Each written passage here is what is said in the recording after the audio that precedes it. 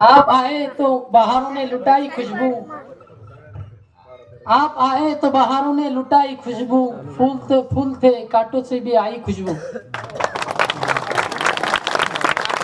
आजच्या कार्यक्रमाचे अध्यक्ष माजी आरोग्य मंत्री तथा घनसावंगीचे लाडके आमदार आदरणीय राजेश भैया टोपे साहेब, प्रमुख पाहुणे म्हणून उपस्थित आमचे लाडके मामा कृषी उत्पन्न नाही जिल्हा मध्यवर्ती बँकेचे संचालक झहीरभाई सय्यद, माजी जिल्हा परिषद सदस्य कल्याणदादा सपाटे, माजी पंचायत समिती सदस्य भास्कर बापू गाडवे, पिरगईवाडीचे आनबान शान युवकांचे प्रेरणास्थान सरपंच रफिक भैया पटेल,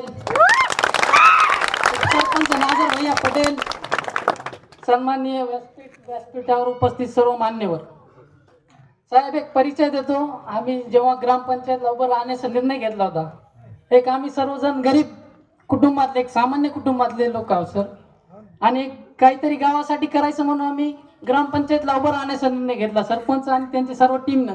आणि सर आम्ही त्यात यशस्वी झालो साहेब. आमची लढाई ही विचारांची लढाई होती साहेब. विचार, गावात कोणी कोणाचा एकमेकांचा विरोध नसतो, पण आमची ही लढाई विचारांची लढाई होती. आणि हा विचार तुमच्या आमच्या समोर सोक्ष मोक्ष उदाहरण आहे साहेब. विरोधकांचा विरोध करणं आम्हाला जमलं नाही आणि जमणारही नाही, कारण जे चांगले ते चांगलं म्हणण्याची धमक आमच्यात आहे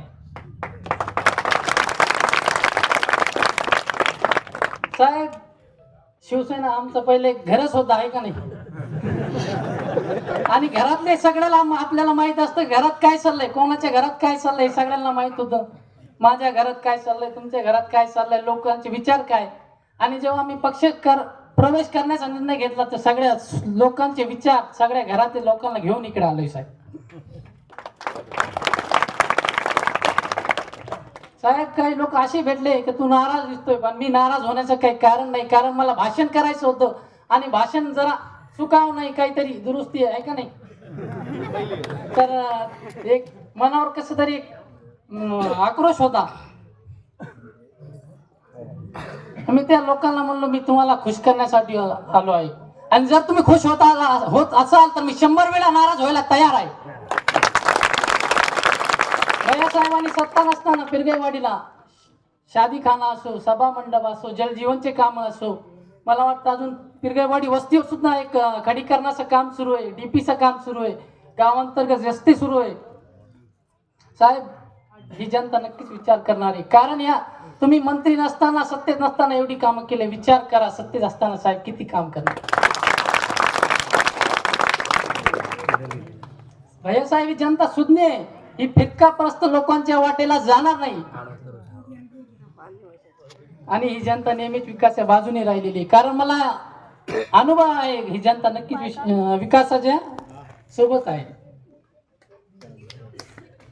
साहेब, जेव्हा जेव्हा तुम्ही आले गावात, तुम्ही एक शब्द वापरता नक्कीच का, तर पिरगईवाडी माझा किल्ला आहे. आणि साहेब, तुम्हाला शब्द देतो या कार्यक्रमाच्या माध्यमातून, तुमचा किल्ला आम्ही राखणार म्हणजे राखणार. सहजासहजी हा किल्ला कोणाला हिसकावू देणार नाही. साहेब, आमची आणि पिरगईवाडीकरांची काही अपेक्षा आहे आपल्या माध्यमातून येणाऱ्या.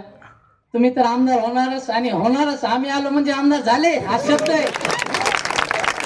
आम्ही जीवाचं रान करू, रक्ताचं पाणी करू, मेहनत करू आणि तुम्हाला आमदार करू.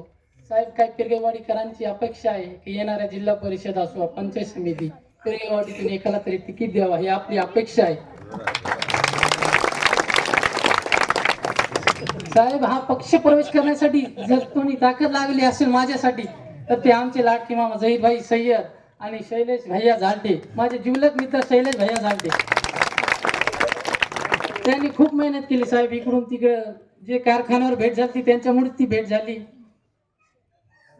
जाता जाता हा म्हणतो, हा पक्ष प्रवेश भैया साहेबांना आमदार करण्याचा, हा पक्ष प्रवेश पिरगईवाडीला विकासाच्या दिशेने नेणारा, हा पक्ष प्रवेश पिरगईवाडीच्या गोरगरीब जनतेच्या हिताचा.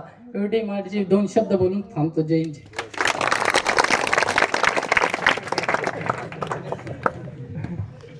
भाई खूप खूप सुंदर, पण तिकीट कशाचं काय सांगितलं नाही.